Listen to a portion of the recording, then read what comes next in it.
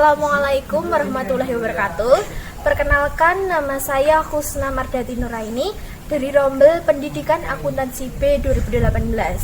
Nah, di video kali ini saya akan melakukan kegiatan wawancara dengan salah satu pengusaha sukses mengenai penerapan akuntansi di dalam kehidupan sehari-hari.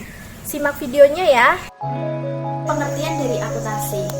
Nah, akuntansi merupakan sebuah proses yang diawali dengan mencatat, mengelompokkan, mengolah, menyajikan data, serta mencatat transaksi yang berkaitan dengan keuangan dan digunakan oleh seseorang yang ahli di bidangnya untuk mengambil sebuah keputusan.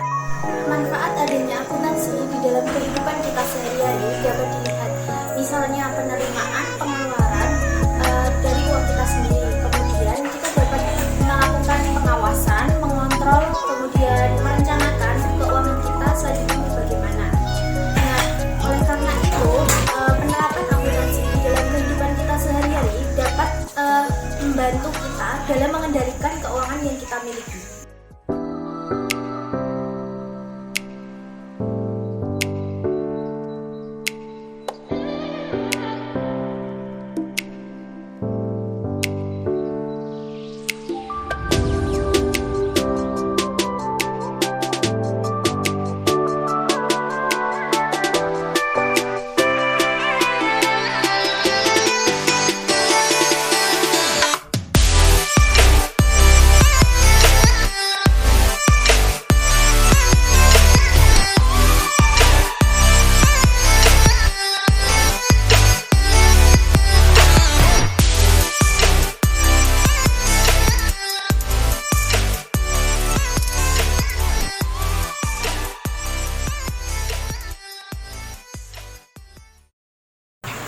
Nah, saat ini saya sudah bersama dengan pengusaha minuman tradisional Mbah Kayat. Sebelumnya, silahkan boleh memperkenalkan dulu. Apa yang mau diperkenalkan? Namanya, tempat tinggalnya mungkin. Nama saya Muhammad Aziz Budiboro. Saya tinggal di Parimono, mungkin Magelang. Ya. Kalau Mbah Kayat itu salah satu unit bisnis yang saya kelola, dan sebenarnya termasuk unit bisnis yang agak akhir yang kita munculkan. Ini brand ini baru sejak bulan Maret, apa dia? Dari April. Jadi 2020. 2020. Jadi kalau Mbah Kayat itu justru setelah masa pandemi. Jadi usianya baru 6 bulan atau 7 bulan.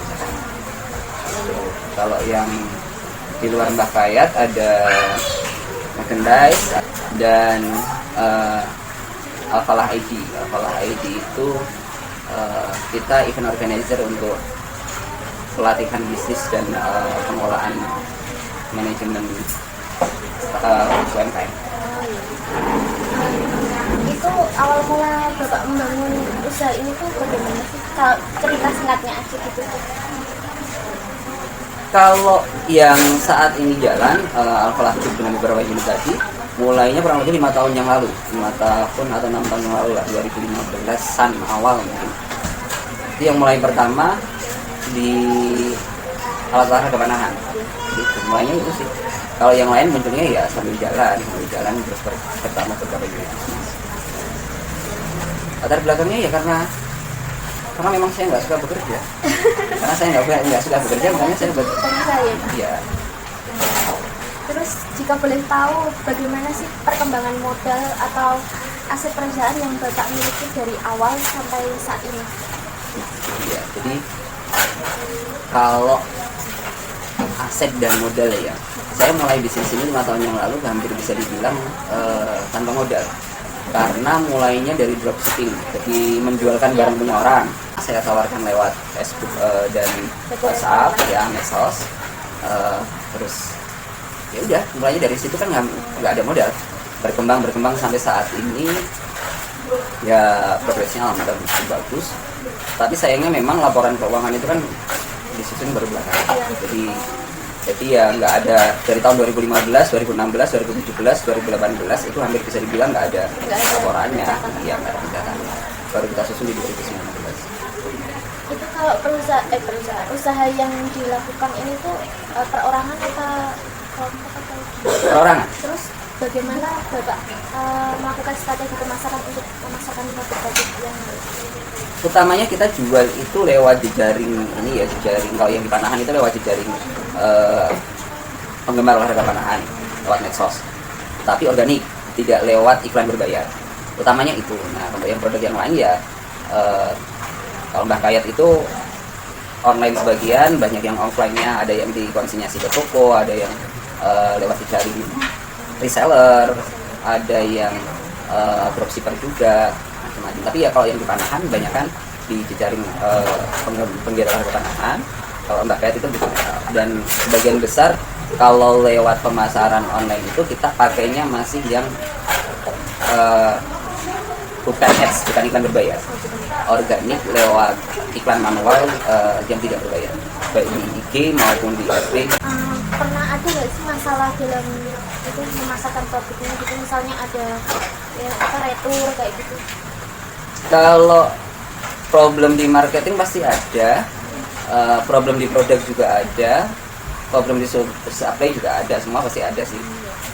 Cuma memang kondisinya akan berbeda-beda. Kalau di Panahan itu karena terutama dia barang impor, masalah yang utama adalah di pengiriman dari luar negeri, kemudian di bea cukai. Kalau yang di Mbah Kayat itu lebih banyak karena dia produknya sebenarnya produk murah, tapi size-nya agak besar, kayak seperti ini kan ukurannya agak besar, makan tempat. Jadi problemnya kalau yang seperti Mbah Kayat ini di problem ongkir, jadi biaya pengirimnya relatif mahal. Jadi kalau di delivery-nya, kalau produksi Mbah Kayat hampir tidak ada masalah ya, karena memang produk ini sebenarnya walaupun brandnya brand baru, mereknya merek baru, tapi produksinya sudah produksi lama. Selama ini dipasarkan tanpa brand, tanpa merek. Kemudian baru mulai di rebranding itu di 7 bulan yang lalu. Proses produksi dilakukan setiap hari atau beberapa hari? Kalau yang di Mbah Kayat produksinya mingguan, seminggu sekali kurang lebih. Cuma sekali produksi satu hari itu kan dia bisa produksi kurang lebih sekitar 50-60 kilo sehari. Jadi kita produknya seminggu sekali. Kalau yang di Panahan yang kita produksi sendiri, sebagian besar itu sistemnya maklon. Jadi desain kita, brand kita titik kerjakan di pengrajin. Merchandise produksi sendiri. Ya tergantung ini sih, tergantung brandnya yang mana, karena memang 3 brand ini ada 3 tim yang berjalan sendiri. Buat buat memproduksi misalnya ini yang minuman tradisionalnya ini udah ada yang masuk atau belum? Kalau bahan baku biasanya dari supplier tetap. Ya, pemasok lah, ada pemasok tetap itu, karena memang kalau dari supplier tetap itu kualitasnya kan lebih terjaga daripada belanja mendadak di pasar gitu. Jatuhnya akan lebih bagus kalau ada supplier. Terus proses produksinya tuh nggak di sini ya? Iya, nggak di sini, karena di sini kita fokusnya untuk marketingnya. Tempatnya di sini nggak mungkin kan. Terus untuk proses pencatatan akuntansi atau laporan keuangannya tuh sekarang gimana? Kita dulu mulai dari proses pencatatan manual, jadi pakai Excel, terus kalau jual belinya pakai aplikasi berbayar yang online itu semacam ya kalau sebutin brand order.id gitu ya, pakainya itu untuk penjualan. Kemudian nanti laporan keuangannya masih pakai Excel juga. Kemudian berkembang saat ini pakai Accurate. Pakainya Accurate. Ya paling prosesnya itu sih. Jadi sejauh ini udah melakukan pencatatan laporan keuangan dalam usaha ini? Iya, kurang lebih jalan 2 tahunan ini deh. Pegawainya yang ada di sini Sekarang total 15 orang. Nah itu pegawainya tuh ada pegawai tetap atau kontrak?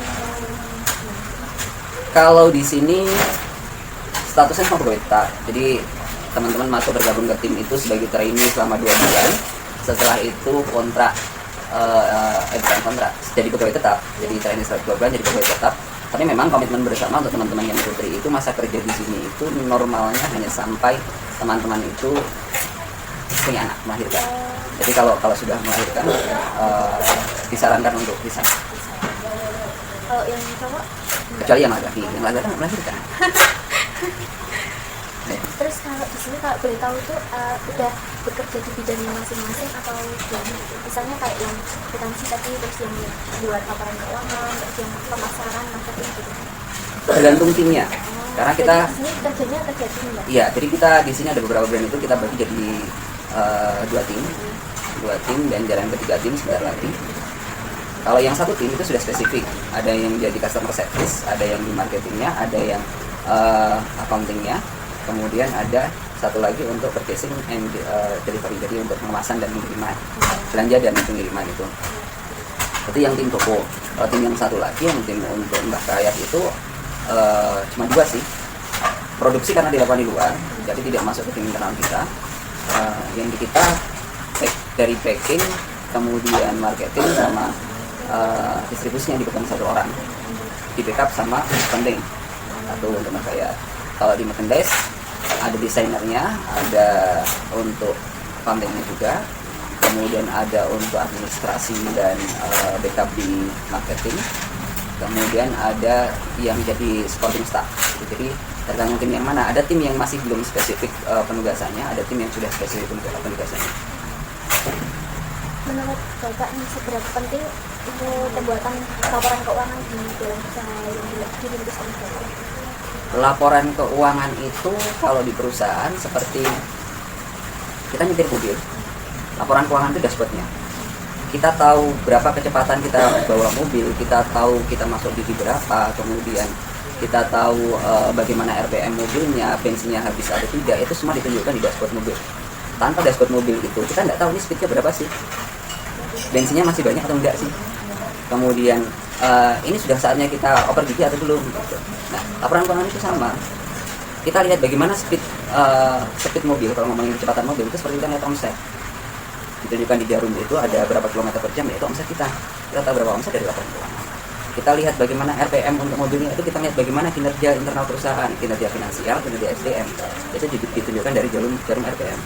Nah, kita melihat bagaimana perusahaan itu sehat atau tidak kinerjanya, salah satunya dengan laporan keuangan lagi. Kemudian kita lihat kalau bensin deh, jarum bensin itu kalau di perusahaan laporan keuangan kan ditunjukkan dari kondisi kas kita masih banyak, masih cukup atau tidak, ditunjukkan salah satunya posisi bahan bakar. Jadi jangan sampai speednya tinggi, omset bagus, kemudian kinerja SDM yang bagus, kinerja finansial bagus, ternyata bensinnya habis, tiba-tiba ada di tengah jalan. Nah, jadi banyak aspek yang sebenarnya ditunjukkan dari laporan keuangan itu. Jadi perusahaan yang melaporan keuangan ya kayak kita nyupir tanpa nyupir buta gitu, tanpa melihat dashboard, cuma melihat kiri kanan sama melihat jalan ke depan. Kita nggak tahu nih kecepatan kita berapa bawa mobil, 60 atau 90, nggak tahu. Main gas aja ternyata ada belokan kita over speed, ya selip jatuh. Sama aja perusahaan juga begitu. Kita nggak tahu bagaimana omset kita, digas terus penjualannya. Tiba-tiba kita harus pivot atau ada problem yang harus diselesaikan, jadi ada kebijakan untuk mengubah arah perusahaan tanpa tahu bagaimana kondisi internal kita, ya bisa jadi perusahaan kita habis. Jadi sepenting itu fungsi laporan keuangan untuk perusahaan. Terima kasih atas waktu yang telah diluangkan oleh Bapak Ayis. Semoga video ini dapat bermanfaat untuk kita semua. Wassalamualaikum warahmatullahi wabarakatuh.